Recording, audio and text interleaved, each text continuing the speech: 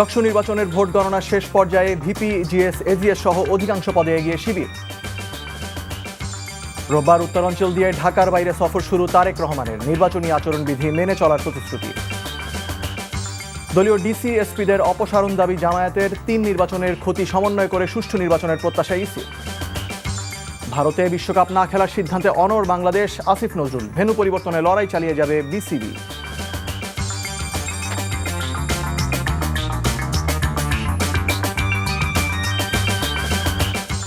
আসসালামু আলাইকুম, মুশফিকুর সালেহীন স্বাগত জানাচ্ছি এনটিভির রাতের খবরে। ক্রাউন সিমেন্ট শিরোনাম দেখছিলেন, এবারে পুরো খবর। জগন্নাথ বিশ্ববিদ্যালয় কেন্দ্রীয় শিক্ষার্থী সংসদ যক্ষ নির্বাচনের ফল গণনা শেষ পর্যায়ে। 39টি কেন্দ্রের মধ্যে এ পর্যন্ত 38টি কেন্দ্রের ফল পাওয়া গেছে। এতে ভিপি পদে ছাত্রদল সমর্থিত প্রার্থীর চেয়ে এগিয়ে আছেন ছাত্র শিবির সমর্থিত প্রার্থী। এছাড়া জিএস, এজিএস সহ বাকি পদগুলোতেও জয়ের দ্বারপ্রান্তে শিবির সমর্থিত প্যানেলের প্রার্থীরা। প্রাপ্ত ফলাফল অনুসারে ছাত্র শিবিরের ভিপি প্রার্থী রিয়াজুল ইসলাম পেয়েছেন 5015 ভোট, আর ছাত্র দলের ভিপি প্রার্থী AKM রাকিব পেয়েছেন 4206 ভোট। শিবিরের জিএস প্রার্থী আব্দুল আলিম আরিফ এবং এজিএস প্রার্থী মাসুদ রানা বিপুল ভোটে এগিয়ে আছেন। জগন্নাথ বিশ্ববিদ্যালয়ের কেন্দ্রীয় নিয়ন্ত্রণ কক্ষ জানিয়েছে, চূড়ান্ত ফল পেতে আর অল্প কিছু সময় লাগবে।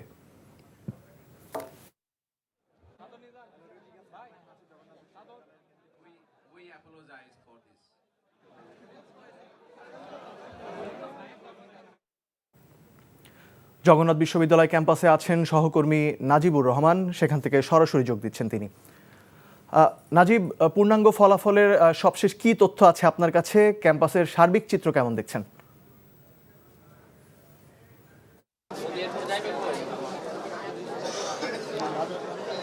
মুশফিক, অপেক্ষার প্রহর কিন্তু শেষ হতে চলেছে, অর্থাৎ আর হয়তো কয়েক ঘন্টার মধ্যেই চূড়ান্ত যে ফলাফল রয়েছে 39টি কেন্দ্রে সেটি ঘোষণা করা হতে পারে। এখনও পর্যন্ত আনুষ্ঠানিকভাবে 33টি কেন্দ্রের ফলাফল আমাদের হাতে এসেছে, যেখানে আসলে ইসলামী ছাত্র শিবির সমর্থিত যে প্যানেলটি রয়েছে সেখানে তারাই এগিয়ে আছে। ভিপি প্রার্থীতে আমরা সারাদিন ব্যাপী দেখেছিলাম হাড্ডাহাড্ডি একটি লড়াই, সেটি কিন্তু এখন পৌঁছেছে প্রায় 700 ভোটের ব্যবধান আমরা লক্ষ্য করছি বিকেলের পর থেকেই। এবং এখন আমরা দেখছি যে হিসাব বিজ্ঞান বিভাগের যেই ভোট গণনা সেটি কিন্তু চলমান রয়েছে এবং কিছুক্ষণের মধ্যে সেটিও প্রকাশ করা হবে। আর অন্যান্য পদের কথা যদি বলি, যতগুলো পদ রয়েছে সেখানে কিন্তু 2 থেকে 3টি পদ শুধু ছাত্রদলের প্রার্থীরা এগিয়ে রয়েছে, বাকি সবগুলোতেই কিন্তু ছাত্র শিবিরের যেই সমর্থিত প্যানেল রয়েছে তারা এগিয়ে রয়েছে। এবং যদি নির্দিষ্ট করে বলি, সেখানে কিন্তু জিএস পদে আমরা দেখছিলাম যে গতকাল থেকেই কোনো ধরনের প্রতিদ্বন্দ্বী আমরা দেখতে পাইনি, এখনও সেই অবস্থানেই আছে। এজিএস পদে কিছুটা হাড্ডাহাড্ডি লড়াই আছে, তবে তারপরেও ছাত্র শিবির প্রায় 500 ভোটের ব্যবধানে এগিয়ে রয়েছে। তো আমরা এই ফলাফল প্রকাশের মধ্য দিয়ে আমরা দেখছিলাম যে ক্যাম্পাসের আশেপাশের যেই এলাকা সেখানে কিন্তু 2 দলের প্রার্থীদেরই এবং প্রার্থীদের সমর্থকরা বিশেষ করে তাদের অবস্থান আমরা দেখতে পাচ্ছি। এখনও তারা অবস্থান করছেন ক্যাম্পাসের বাইরে এবং ভেতরে রয়েছেন পোলিং এজেন্ট এবং প্রার্থীরা। শুধু কিছুক্ষণ আগেই এই অডিটোরিয়ামের বাইরে চলে গেছেন ছাত্র দলের যারা প্রার্থী রয়েছেন, তারা আমরা দেখেছি কিছুক্ষণ আগেই এই অডিটোরিয়াম থেকে বের হয়ে গেছেন। আর ছাত্র শিবিরের যারা প্রার্থী রয়েছেন তারা কিন্তু অডিটোরিয়ামে অবস্থান করছেন এবং বাইরে তাদের সমর্থকরা বিভিন্ন ধরনের স্লোগানও দিচ্ছেন আমরা দেখতে পাচ্ছি। এবং একটি উৎসব মুখর পরিবেশেই কিন্তু এখনও পর্যন্ত ভোট হচ্ছে এবং শান্তিপূর্ণ। তবে একটি বিষয় নিয়ে তাদের অভিযোগ রয়েছে, সেটি হচ্ছে ভোট গণনার সময়। সেটি কিন্তু প্রায় 24 ঘন্টা হতে চলল। গতকাল মধ্যরাত 12টা থেকেই এই ভোট গণনা শুরু হয়েছিল এবং সেটি কিন্তু এখনও চলমান রয়েছে। আমরা কিছুক্ষণ আগে শিক্ষকদের সাথে কথা বলছিলাম এবং তাদের কাছ থেকে যেই ব্যাপারটি জানতে পারছিলাম যে আর হয়তো 1 থেকে 1.5 ঘন্টা তার মধ্যেই চূড়ান্ত ফলাফলটা তারা দিতে পারবেন, এমনটি আমরা জানতে পেরেছি। সব মিলিয়ে এখনও পর্যন্ত ক্যাম্পাসের অবস্থা শান্তিপূর্ণ এবং আমরা আশা করছি যে চূড়ান্ত ফলাফলের পর প্রার্থীদের প্রতিক্রিয়া আমরা জানতে পারবো, তখন হয়তো আপনাদের আগে আরও কিছু তথ্য আমরা জানাতে পারবো। মুশফিক, জানছিলাম জগন্নাথ বিশ্ববিদ্যালয় কেন্দ্রীয় শিক্ষার্থী সংসদ নির্বাচনের ফলাফলের সবশেষ খবর। বাংলাদেশের আগামী নির্বাচিত সরকারের সঙ্গে কাজ করার অঙ্গীকার করেছে চীন। বিকেলে গুলশান কার্যালয়ে বিএনপির ভারপ্রাপ্ত চেয়ারম্যান তারেক রহমানের সঙ্গে বৈঠকে ঢাকায় নিযুক্ত চীনা রাষ্ট্রদূত ইয়াও ওয়েন কথা বলেন। দুদেশের স্বার্থ সংশ্লিষ্ট বিষয়গুলো নিয়ে আলোচনা হয়েছে তাদের। এদিকে ঢাকার বাইরে প্রথম 4 দিনের সফরে 11 জানুয়ারি উত্তরাঞ্চল যাচ্ছেন বিএনপির ভারপ্রাপ্ত চেয়ারম্যান তারেক রহমান। অবশ্য এ সময় নির্বাচনী আচরণবিধি মেনে চলা হবে বলে জানানো হয়েছে দলটির পক্ষ থেকে। আপেল শাহরিয়ারের রিপোর্ট। বুধবার বিএনপির ভারপ্রাপ্ত চেয়ারম্যান তারেক রহমানের সঙ্গে সৌজন্য সাক্ষাৎ করতে গুলশান কার্যালয়ে যান চীনা রাষ্ট্রদূত ইয়াও ওয়েন। প্রায় 1 ঘণ্টা বৈঠক করেন তারা। এ সময় উপস্থিত ছিলেন দলটির মহাসচিব মির্জা ফখরুল ইসলাম আলমগীর সহ সিনিয়র নেতারা। এ সময় দুদেশের স্বার্থ সংশ্লিষ্ট নানা বিষয়ে কথা হয় বলে জানান দলটির যুগ্ম মহাসচিব হুমায়ুন কবির। এই মিটিংটা বেসিক্যালি আপনার এই জিনিসগুলো মানে একটা বেসিক আপনার এক্সচেঞ্জ অফ ভিউজ অ্যান্ড প্লেজেন্ট্রিজ এবং আগামী ডেভেলপমেন্ট প্রোগ্রাম নিয়েই মানে মত বিনিময় হয়েছে। ওনারা গুরুত্ব সহকারে বিবেচনা করে তারেক সাহেবের রোল, ভারপ্রাপ্ত চেয়ারম্যান বিএনপির তারেক রহমান সাহেবের role in leading Bangladesh into the future, but it is for the people of the country to elect their next leader and Prime Minister. বিএনপির ভারপ্রাপ্ত চেয়ারম্যান তারেক রহমানের সঙ্গে আজও দলটি নেতাকর্মীদের সঙ্গে দেখা হয়। গুলশান থানা বিএনপি ও সহযোগী সংগঠনের নেতাকর্মীদের সঙ্গে কথা বলেন। তার ঢাকা 17 আসনের গুলশানের বাসিন্দাদের চাওয়া পাওয়া ও সমস্যার কথা তুলে ধরা হয়। এ সময় তিনি নেতাকর্মীদের এলাকার মানুষের উন্নয়নে তার পরিকল্পনার কথা জানান। আজকে তিনি গুলশান থানার বিভিন্ন পর্যায়ের নেতৃবৃন্দের সাথে তিনি কথা বলেছেন এবং আমাদের এখানে যারা দীর্ঘদিন ধরে গুলশান থানায় রাজনীতি করেন, আমাদের বিএনপি এবং অঙ্গ সহযোগী সংগঠনের নেতাকর্মীরা ভোটারদের থেকে যে সমস্যাগুলো ভোটাররা বলেছেন, যে গুলশানে যারা স্থায়ী বাসিন্দা বা ভোটার, সেগুলো ভারপ্রাপ্ত চেয়ারম্যানকে তারা বলেছেন যে এই সমস্যাগুলো ভোটাররা বলেছেন। সেগুলোর বিষয়ে ভারপ্রাপ্ত চেয়ারম্যান নেতাকর্মীদেরকে বলেছেন যে কিভাবে ভোটারদেরকে দলের পক্ষ থেকে আশ্বস্ত করা যায়, সেগুলো বলেছেন। 4 দিনের সফরে উত্তরাঞ্চলে যাচ্ছেন তারেক রহমান। দল থেকে জানানো হয় 11 জানুয়ারি তিনি ঢাকা থেকে বগুড়া যাবেন। পথে টাঙ্গাইলে মাওলানা আব্দুল হামিদ খান ভাসানীর মাজার জিয়ারত করবেন। সিরাজগঞ্জ হয়ে বগুড়া যাবেন। এরপর দিন রংপুরে শহীদ আবু সাইদের কবর জিয়ারত ও পরিবারের সঙ্গে দেখা করে দিনাজপুর হয়ে ঠাকুরগাঁ যাবেন। নীলফামারী, লালমনিরহাট সহ উত্তরের কয়েকটি জেলা ঘুরে 14 জানুয়ারি ঢাকায় ফিরবেন তিনি। এ সময় নির্বাচনী আচরণবিধি মেনে চলা হবে বলে জানানো হয় দল থেকে। নেতাকর্মীদের ব্যানার, ফেস্টুন ব্যবহার না করার নির্দেশনা দেওয়া হয়েছে। Apple Shahriar, NTV news, Dhaka. জাতীয় নির্বাচনে প্রার্থিতা ফিরে পেতে মনোনয়নপত্র বাতিল হওয়া প্রায় 131 জন প্রার্থী তৃতীয় দিনে আপিল করেছেন। এদিকে দলীয়ভাবে নিয়োগপ্রাপ্ত ডিসিএসপিদের অপসারণের দাবি জানিয়েছে জামায়াতে ইসলামী। দলটির নায়েবে আমির ডাক্তার সৈয়দ আবদুল্লাহ মোহাম্মদ তাহের বলেছেন, মনোনয়নপত্র যাচাই বাছাইয়ে কয়েকটি জেলার ডিসিরা দলীয় সিদ্ধান্তের প্রতিফলন ঘটিয়েছেন। বিকেলে নির্বাচন কমিশনারদের সঙ্গে বৈঠক শেষে তিনি এসব কথা বলেন। বিস্তারিত শিউলি রায়ের রিপোর্টে। আগারগাঁও নির্বাচন কমিশন ভবনে তৃতীয় দিনের মতো চলে সংক্ষুব্ধ প্রার্থীদের আপিল আবেদন কার্যক্রম। প্রথম 3 দিনে এই পর্যন্ত 295 জন প্রার্থী তাদের প্রার্থিতা ফিরে পেতে আবেদন জমা দিয়েছে। হলফনামায় তথ্যের ভুল, প্রার্থীর নামে মামলা, ঋণ খেলাপি বা সমর্থকদের স্বাক্ষরে গরমিল, দ্বৈত নাগরিকত্ব এমন নানা কারণে বাদ পড়েছে প্রার্থিতা। এদিকে বিকেলে নির্বাচন কমিশনারদের সঙ্গে জামাতে ইসলামী 6 সদস্যের প্রতিনিধি দল বৈঠক করেন।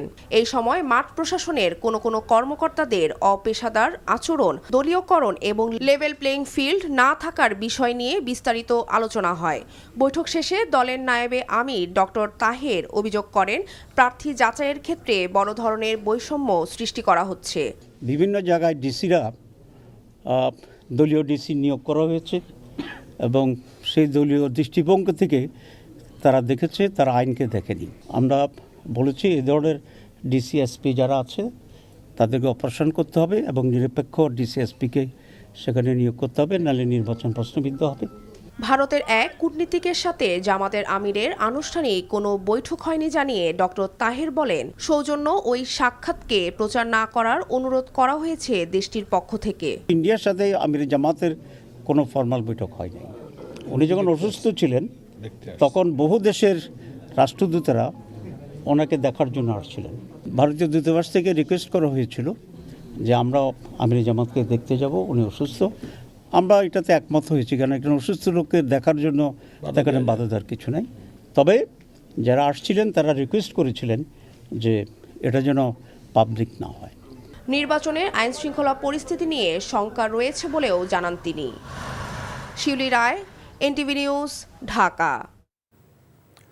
আইনশৃঙ্খলা বাহিনী একটি বিশেষ দলের প্রতি ঝুঁকে পড়েছে, এতে পাতানো নির্বাচনের শঙ্কা রয়েছে বলে মন্তব্য করেছেন জামায়াতে ইসলামীর নায়েবে আমির ডাক্তার সৈয়দ আবদুল্লাহ মোহাম্মদ তাহের। সকালে দলটির আমির ডাক্তার শফিকুর রহমানের সঙ্গে ইউরোপীয় এক্সটার্নাল অ্যাকশন সার্ভিসের প্রতিনিধি দলের সাক্ষাৎ শেষে সংবাদ সম্মেলনে এসব কথা বলেন তিনি। ডাক্তার তাহের বলেন, পাতানো নির্বাচন দেশকে ধ্বংসের মুখে ঠেলে দেবে। এ পরিস্থিতিতে নির্বাচন কমিশন দ্রুত প্রয়োজনীয় ব্যবস্থা নেবে এমন আশা প্রকাশ করেন তিনি। সংবাদ সম্মেলনে বিএনপির ভারপ্রাপ্ত চেয়ারম্যান তারেক রহমানের নিরাপত্তার প্রসঙ্গেও কথা বলেন জামায়াতের এই নেতা। বলেন, তার নিরাপত্তা অবশ্যই প্রয়োজন, তবে তা নিশ্চিত করতে গিয়ে যেন অন্যদের প্রতি কোনো বৈষম্য না হয় সে বিষয়েও নজর দিতে হবে। এ সময় এনসিপিকে 10টি আসন দেওয়ার তথ্যকে কাল্পনিক বলে মন্তব্য করেন ডাক্তার তাহের।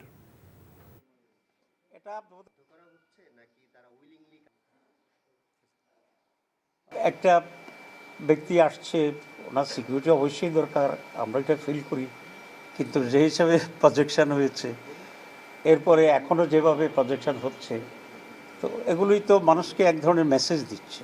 ঠিক আছে, সরকারি কর্মকর্তাদের এই সরকারি মেসেজের কারণে আরও কিছু ইন্টারেস্টেড লোকেরা গিয়ে এক ধরনের ইমব্যালেন্স তৈরি করছে। আমার মনে হয় এটা আপনাদের কাছে আমাদের চেয়ে আরও বেশি পরিষ্কার আছে।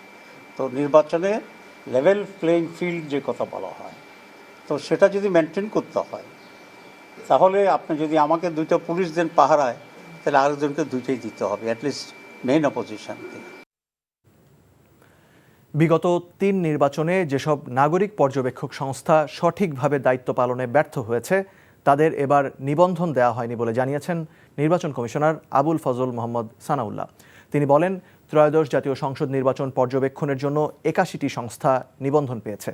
বুধবার সকালে আসন্ন নির্বাচন উপলক্ষে রাজধানীর আগারগাঁওয়ে এনজিও ব্যুরোর সম্মেলন কক্ষে নাগরিক পর্যবেক্ষণ প্রক্রিয়া আরও শক্তিশালী করতে নতুন একটি নির্বাচন প্রকল্পের উদ্বোধন অনুষ্ঠানে এসব কথা বলেন তিনি। আরও বলেন, বিগত 3 নির্বাচনে যে ক্ষতি হয়েছে সেগুলোকে সমন্বয় করে সম্মিলিতভাবে সুষ্ঠু নির্বাচনের প্রত্যাশা করা হচ্ছে। পর্যবেক্ষকদের নির্বাচন কমিশনের তৃতীয় চক্ষু হিসেবে আখ্যা দিয়ে তিনি বলেন, নীতিমালা মেনে সব কাজে নাগরিক পর্যবেক্ষকদের প্রয়োজনীয় সব ধরনের সহযোগিতা দেবে ইসি। পর্যবেক্ষকদের বয়স সীমা 21 বছর করা হয়েছে জানিয়ে অল্প বয়সী পর্যবেক্ষকদের আবেগ নিয়ন্ত্রণের বিষয়ে দৃষ্টি আকর্ষণ করছে নির্বাচন কমিশন। আমরা একটা কনস্ট্রেইন্ট ফেস করলাম। কনস্ট্রেইন্টটা হচ্ছে কি, গত 3টা নির্বাচনে, এই যে সাজানো নির্বাচনে বা বিতর্কিত নির্বাচনে, আনফর্চুনেটলি একটা good number of citizen observation organisations যারা ইনভলভ ছিলেন এবং যথাযথভাবে তাদের দায়িত্ব পালন করে নাই মর্মে আমাদের কাছে প্রতীয়মান হয়েছে, তাদেরকে আমরা নিবন্ধন দিতে পারিনি। শুধু রাজনীতি নয়, অর্থনীতিকেও গণতান্ত্রিক করার পরিকল্পনা নিয়েছে বিএনপি। দলটির স্থায়ী কমিটির সদস্য আমির খসরু মাহমুদ চৌধুরী জানান, দেশের কামার, কুমার, তাঁতি থেকে শুরু করে প্রত্যেক শ্রেণী পেশার মানুষের জীবনের মান উন্নয়নের চিন্তা করছে বিএনপি। এদিকে দলটির স্থায়ী কমিটির আরেক সদস্য ডক্টর আব্দুল মঈন খান জানান, দেশের নির্বাচনের ইতিহাসে মেটিকুলাস ডিজাইনে সাজানো ছিল 2008-এর নির্বাচন। ইফতেখার রেজার রিপোর্ট। প্রয়াত বিএনপি চেয়ারপারসন বেগম খালেদা জিয়ার স্মরণে আয়োজন করা হয় শোকসভা। বুধবার জাতীয় প্রেস ক্লাবে জিয়া পরিষদ আয়োজিত স্মরণ সভায় বিএনপি স্থায়ী কমিটির সদস্য আমির খসরু মাহমুদ চৌধুরী বলেন, দেশের গণতন্ত্রের প্রশ্নে বিভিন্ন সময় আওয়ামী লীগ আপোষ করেছে, কিন্তু খালেদা জিয়া আপোষ করেন নাই। এটা একদিনে হওয়ার কিছু নয়। আমির খসরু জানান, রাজনীতির পাশাপাশি দেশের অর্থনীতিতেও গণতন্ত্র প্রতিষ্ঠা করা হবে, যাতে দেশের কোনো শ্রেণী পেশার মানুষ উন্নয়নের বাইরে না থাকে। একজন নেতা শুরু থেকে শেষ পর্যন্ত একদিনের জন্য আপোষ করেন না, একজন নেতা। আর বাকি যারা আছে সবাই বিভিন্ন সময়ে এরশাদের সাথে সহযোগিতা করে নির্বাচনে অংশগ্রহণ করেছেন, বিভিন্ন সুযোগ সুবিধা নিয়েছেন। আজকে যারা পালিয়ে গেছে তারাও আপোষ করেছে। আজকে যারা আমাদের নির্বাচনে অংশগ্রহণ করছে বিএনপির প্রতিপক্ষ হিসাবে, তারাও কিন্তু এরশাদের সাথে নির্বাচনে অংশগ্রহণ করেছে। এদিকে ঢাকা রিপোর্টার্স ইউনিটিতে বেগম জিয়ার স্মরণে শোক সভার আয়োজন করে জাতীয়তাবাদী সমমনা জোট।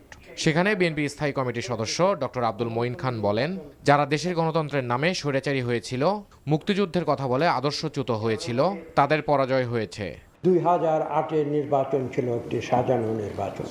অত্যন্ত মেটিকুলাসলি সেই নির্বাচনটি দেশি বিদেশি বিভিন্ন শক্তির সমন্বয়ে সেটির আয়োজন করা হয়েছিল।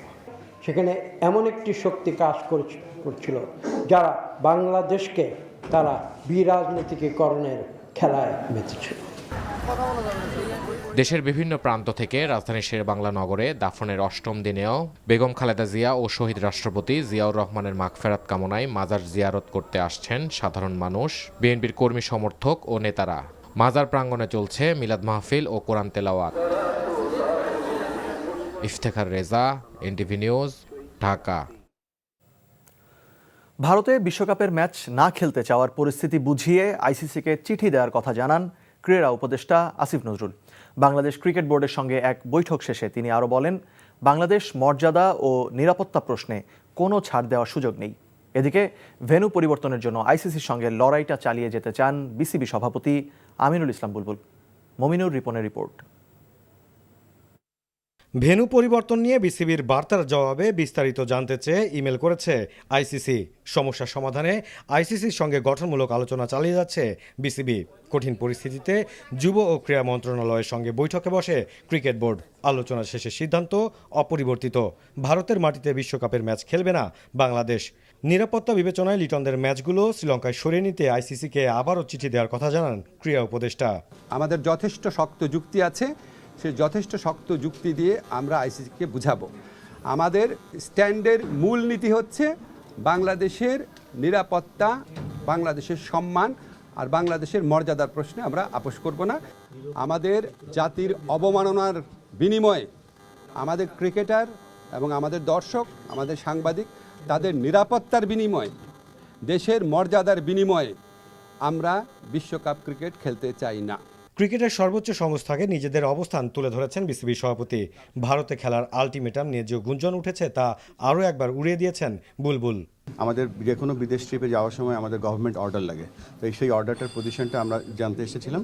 আমরা জেনে গিয়েছি যে আমরা সকলে একসাথে এই যে সেফটি এবং সিকিউরিটি যদি ইমপ্রুভ না করে আমরা এই বিশ্বকাপে আমরা ফাইট করে যাব ফর আওয়ার রাইটস। যে আমরা তো এতগুলো বিশ্বকাপ খেলেছি, কখনো এই ধরনের কথা বলিনি। আমাদের কাছে মনে হচ্ছে তাই আমরা এটা রেস করেছি স্ট্রংলি। আমরা দেখেন আমাদের জাতীয় দল তৈরি করছি। আমরা আপনারা জানেন যে আমাদের টিম স্কোয়াড ঘোষণা করে দেওয়া হয়েছে।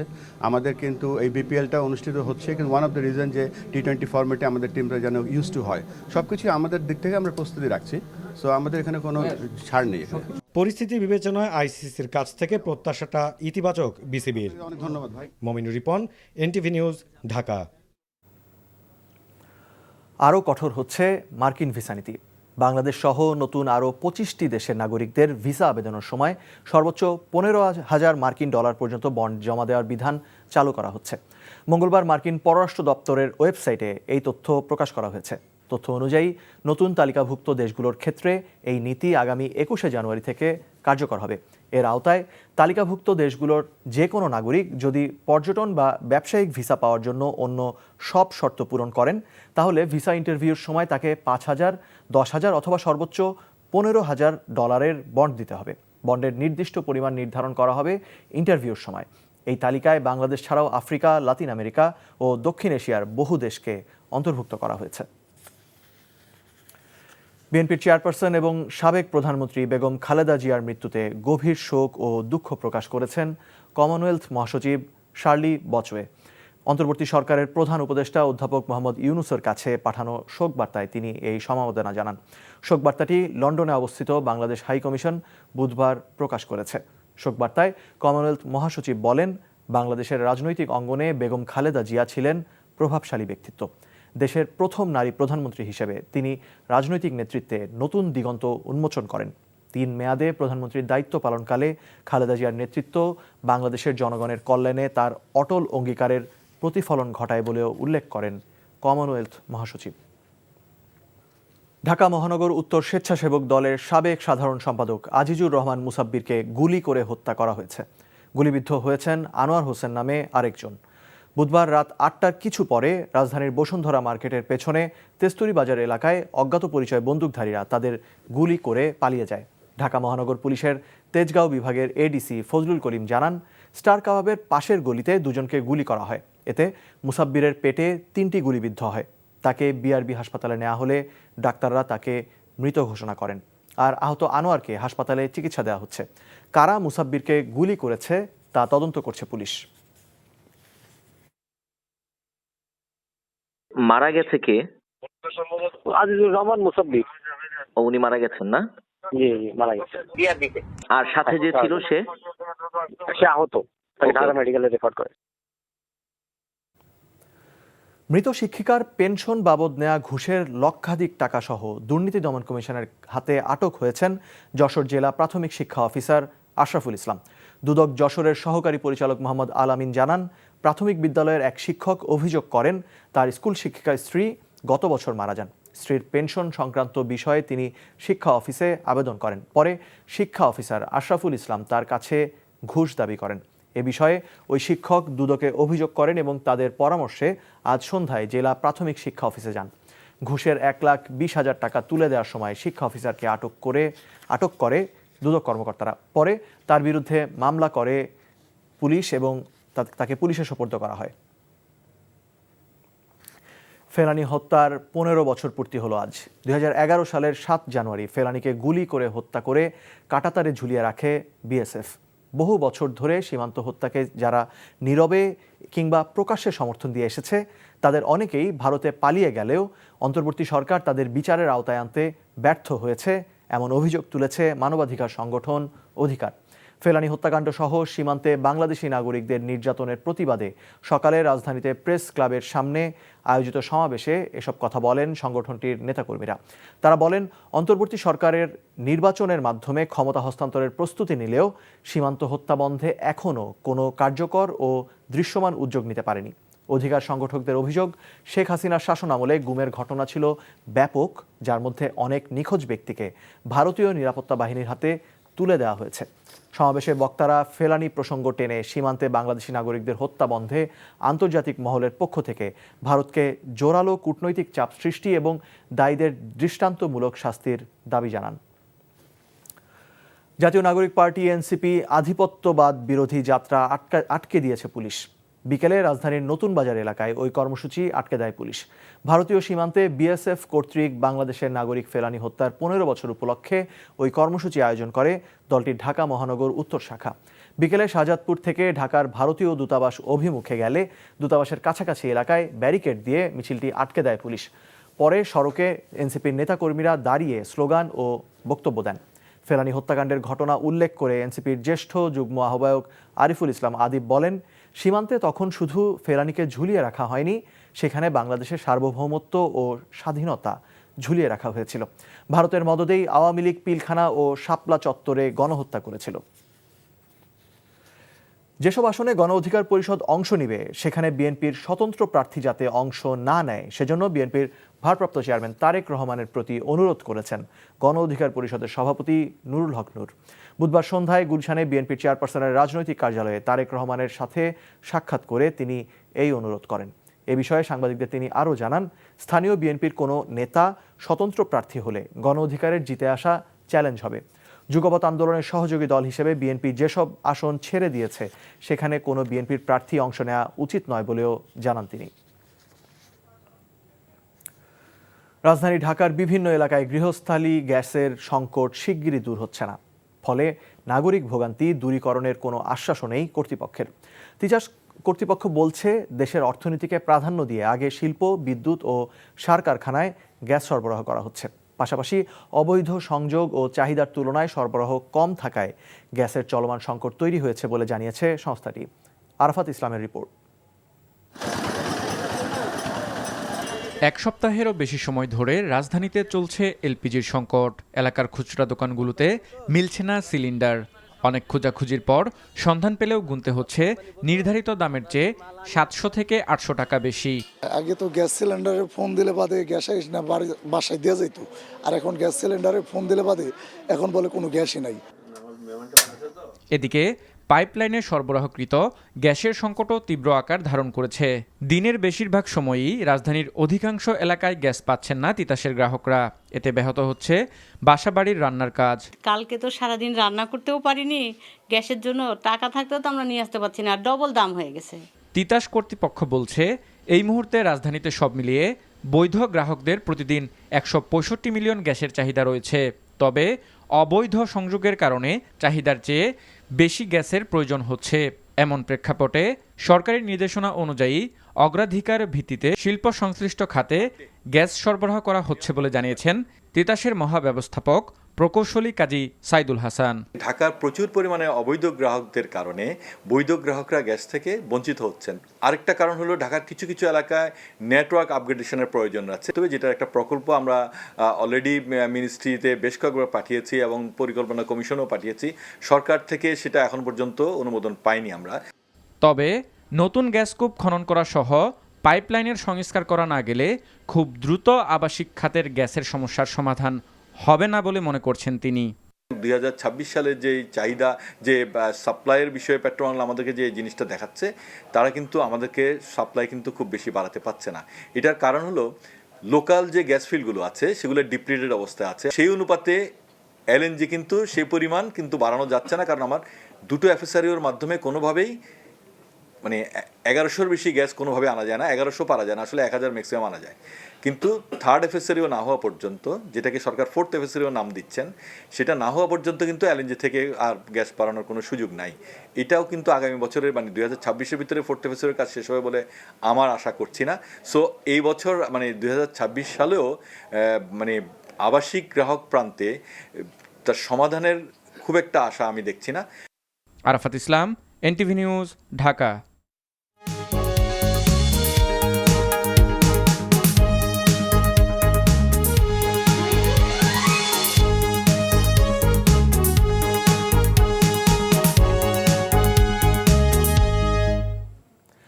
নাসির সিনটেক্স গ্রুপ, নির্বাচন পথে পথে। ত্রয়োদশ জাতীয় সংসদ নির্বাচন উপলক্ষে নওগাঁ সদর উপজেলা নিয়ে গঠিত নওগাঁ 5 আসনে ভোটের মাঠে মূলত লড়াই হবে বিএনপি ও জামায়াতে ইসলামীর প্রার্থীর মধ্যে। একসময়ের বিএনপির দুর্গ হিসেবে খ্যাত নওগাঁয় বিএনপি দীর্ঘ 17 বছর পর চায় সবকটি আসন পুনরুদ্ধার করতে। আর বিএনপির দুর্গে এবার ভাগ বসাতে মরিয়া জামায়াতে ইসলামী। নওগাঁ থেকে আসাদুর রহমান জয়ের পাঠানো রিপোর্ট। নওগাঁ পৌরসভা ও 12টি ইউনিয়ন নিয়ে গঠিত নওগাঁ সদর উপজেলা। 100 বছরের পুরনো জেলা শহর নওগাঁ। জনজট আর যানজটে নাকাল এলাকাবাসী। দীর্ঘ 17 বছর একতরফা ভোটে বিজয়ী আওয়ামী লীগ এলাকার উন্নয়নে ভূমিকা রাখেনি। তাই এই শহরে একটু বৃষ্টিতে জলজট আর অটোরিকশা, ব্যাটারি চালিত রিকশা এবং সরু সড়কের কারণে যানজট নিত্যসঙ্গী। এবার ভোটারদের মাঝে নতুন করে আশা জেগেছে।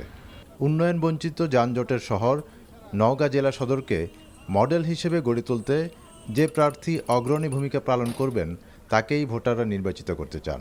নওগাঁ সদর আসনে আমরা চাই উন্নয়ন, এবং আমরা চাই গ্রামগঞ্জের জন্য এই উন্নয়ন তৃণমূল পর্যায়ে যেন আমাদের কাছে পৌঁছাতে পারে। সবার প্রয়োজনে সবার কাছে আসবে এরকম লোকজনকে আমরা এবার নির্বাচিত করতে চাই। যারা আমাদের বিপদে আমাদের সাহায্য করছে, আমরা সেই ধরনের প্রার্থীকেই চাচ্ছি।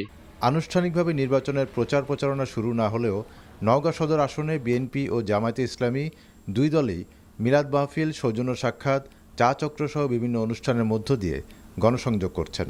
বিএনপি ও জামায়াতে ইসলামীর প্রার্থী দুজনই আগামী নির্বাচনে বিজয়ী হওয়ার আশাবাদী। বিগত 15 বছর ধরে মানুষের সাথে মানুষের পাশে আছি, বিপদে আপনাদের সব সময়, এবং আন্দোলন ফ্যাসিবাদের যে আন্দোলন সংগ্রাম, সেই সংগ্রামে আমরা প্রত্যক্ষ ভূমিকা রেখেছি। আমরা মনে করি নওগাঁর মানুষ আমাদেরকে ভোট দিয়ে নির্বাচিত করবে।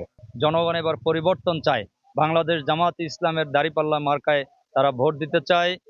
দাঁড়িপাল্লা জয়ী হবে এই নওগাঁ সদর আসনে, আমরা আশাবাদ ব্যক্ত করছি।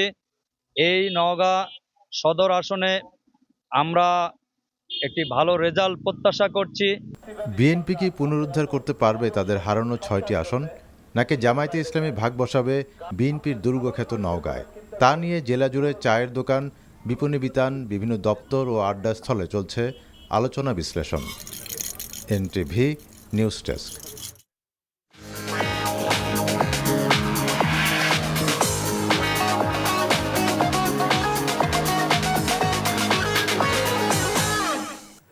মার্কেন্টাইল ব্যাংক অর্থনীতির খবর। করদাতাদের ভ্যাট রিফান্ড প্রাপ্তিতে ভোগান্তি দূর করতে অনলাইনে ভ্যাট রিফান্ড প্রক্রিয়া চালু করেছে জাতীয় রাজস্ব বোর্ড এনবিআর। সকালে রাজস্ব ভবনে এই সিস্টেমের উদ্বোধন করেন এনবিআর চেয়ারম্যান আব্দুর রহমান খান। এখন থেকে ঘরে বসেই ভ্যাট সিস্টেমের মাধ্যমে অনলাইনে পরিশোধিত অতিরিক্ত ভ্যাটের অর্থ ফেরত পাবেন করদাতারা। অনলাইনে আবেদনের প্রেক্ষিতে বাংলাদেশ ব্যাংকের মাধ্যমে সরাসরি করদাতাদের ব্যাংক অ্যাকাউন্টে অর্থ ফেরত দিয়ে তা মোবাইলে মেসেজ পাঠানোর মাধ্যমে নিশ্চিত করা হবে। পর্যায়ক্রমে আয়কর ও কাস্টমস শুল্ক সহ অন্যান্য করের রিফান্ডও এই অনলাইন পদ্ধতির আওতায় আনা হবে। আগামী বছর থেকে ভ্যাট প্রদান বাধ্যতামূলক করা হবে বলেও জানান এনবিআর চেয়ারম্যান। পাকিস্তান সম্ভাব্য প্রতিরক্ষা চুক্তি এবং JF-17 থান্ডার যুদ্ধবিমান বিক্রি নিয়ে বাংলাদেশের সঙ্গে আলোচনা চালাচ্ছে বলে জানিয়েছে পাকিস্তানের আন্তঃবাহিনী জনসংযোগ পরিদপ্তর ISPR। এক বিবৃতিতে পাক ISPR জানিয়েছে, পাকিস্তান অস্ত্র রফতানি বাড়ানো এবং বাংলাদেশের সঙ্গে দ্বিপক্ষীয় সম্পর্ক জোরদার করার অংশ হিসেবেই এ উদ্যোগ নিয়েছে। এ আলোচনা এমন সময় সামনে এলো যখন পাকিস্তান গেল বছরের মে মাসে ভারতের সঙ্গে সংঘর্ষে নিজেদের বিমান বাহিনীর সাফল্যকে আন্তর্জাতিক যুদ্ধাস্ত্রের বাজারে কাজে লাগাতে চাইছে।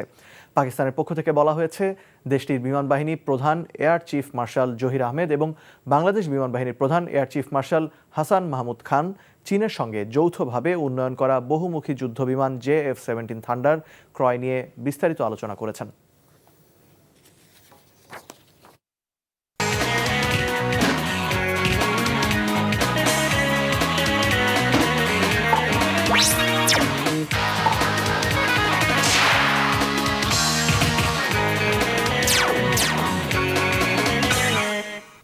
ইস্পাহানি মির্জাপুর খেলার খবর।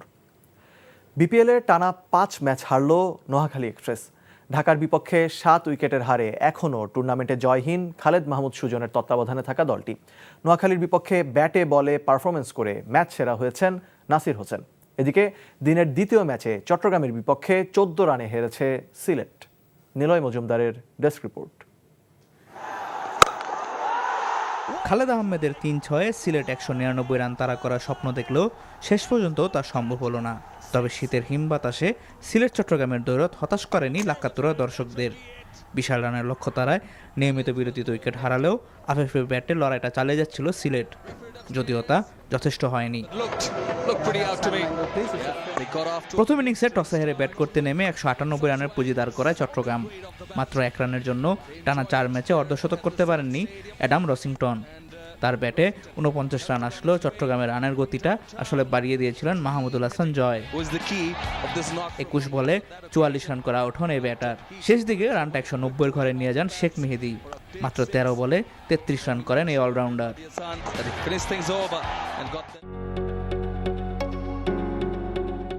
এদিকে প্রথম ম্যাচে নোয়াখালীর বিপক্ষে ব্যাটে বলে পারফর্ম করে ঢাকাকে ম্যাচ জেতান নাসির। চলতি বিপিএলে ব্যাট হাতে করেছেন দ্রুততম অর্ধশতক। মাত্র 21 বলে 50 রানের গন্ডি স্পর্শ করা নাসির শেষ পর্যন্ত অপরাজিত ছিলেন 50 বলে 90 রান করে। এই ইনিংস খেলার পথে হাঁকিয়েছেন 14টি 4 ও 2টি 6। ব্যাটে 90 ও বল হাতে 1 উইকেট শিকার করে ম্যাচ সেরা হয়েছেন নাসির। মাত্র 134 রানের লক্ষ্যে ঢাকা 3 উইকেট হারালেও নাসিরকে যোগ্য সঙ্গ দিয়েছেন ইমাদ ওয়াসিম। 16 বলে 29 রান করে অপরাজিত ছিলেন এই অলরাউন্ডার। তবে নোয়াখালী দুঃস্বপ্ন অব্যাহত রয়েছে এই টুর্নামেন্টে। এদিনও 100 রান করাও কঠিন হয়ে পড়েছিল নোয়াখালীর জন্য। তবে 2 বিদেশির ব্যাটিংয়ে 134 রানের লক্ষ্য দাঁড় করাতে সক্ষম হয় দলটি। 36 বলে 47 রান করেন হায়দার আলী। নবীর ব্যাটে আসে 42 run. Niloy Majumdar, NTV sports desk. খবর শেষ করছি, যাবার আগে ক্রাউন সিমেন্ট শিরোনামগুলো আরেকবার। যশোর নির্বাচনের ভোট গণনা শেষ পর্যায়ে ভিপি, জিএস, এজিএস সহ অধিকাংশ পদে এগিয়ে ছাত্র শিবির। রোববার উত্তরাঞ্চল দিয়ে ঢাকার বাইরে সফর শুরু তারেক রহমানের, নির্বাচনী আচরণবিধি মেনে চলার প্রতিশ্রুতি। দলীয় ডিসি, এসপিদের অপসারণ দাবি জামায়াতের, 3 নির্বাচনের ক্ষতি সমন্বয় করে সুষ্ঠু নির্বাচনের প্রত্যাশা ইসি। ভারতে বিশ্বকাপ না খেলার সিদ্ধান্তে অনড় বাংলাদেশ, আসিফ নজরুল। ভেন্যু পরিবর্তনে লড়াই চালিয়ে যাবে বিসিবি। এই ছিল রাতের খবরে। এই খবরের ভিডিও সহ আপডেট জানতে ভিজিট করুন এনটিভি অনলাইন www.ntvbd.com।